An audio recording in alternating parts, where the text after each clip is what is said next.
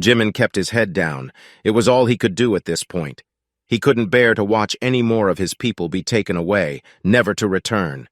Even worse, his heart couldn't take knowing that it was the one he loved calling them to their doom. Instead, he would shut himself off, trying to clear his mind as he fingered the charms around his neck. A pair of beautiful stars, a platinum pentagram and golden star of David.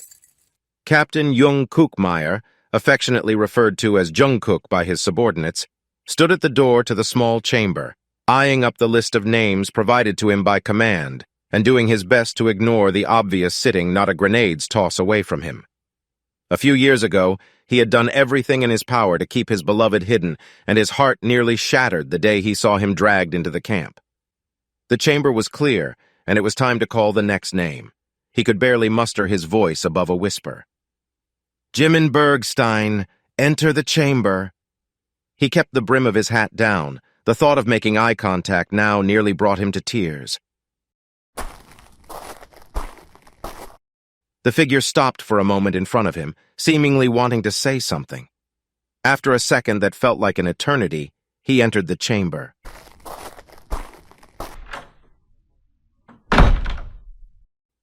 Jungkook, normally a punctual man, meandered his way lazily to the control room. It was nearly impossible to contain the tears forming in his eyes as he pulled his stylish trousers to his knees and placed his firm but supple bottom into the gas hatch. Jimin heard the hatch open and was greeted with an eyeful of Fanny, one he knew well. He found himself sobbing as it began gassing the room. Memories clouded his mind as gas clouded the chamber, and he found himself on his feet. It was only a few steps to reach the ass, but for his oxygen-deprived body it took all he had. He placed a hand on the cheek of the rump and for a moment paused its assault. He wished this moment could last forever.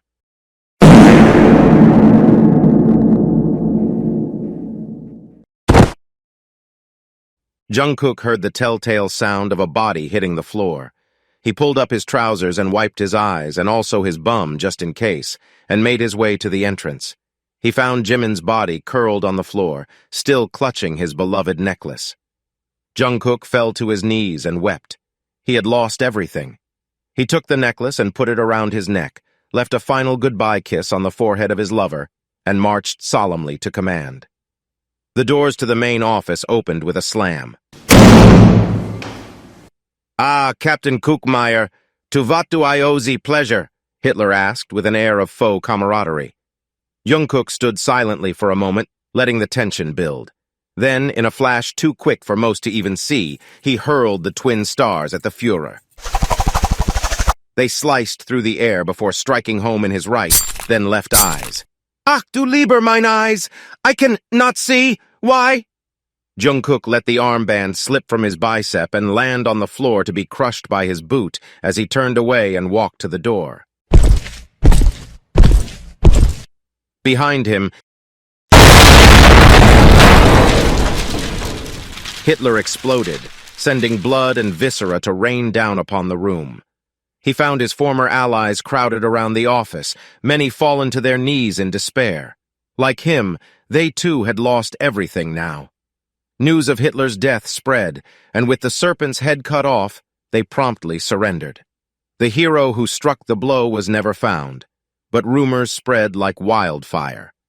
On the outskirts of a remote farming village lived a man who never spoke, who tended to a beautiful garden surrounding a solitary inverted cross, adorned with a beautiful twin-starred necklace.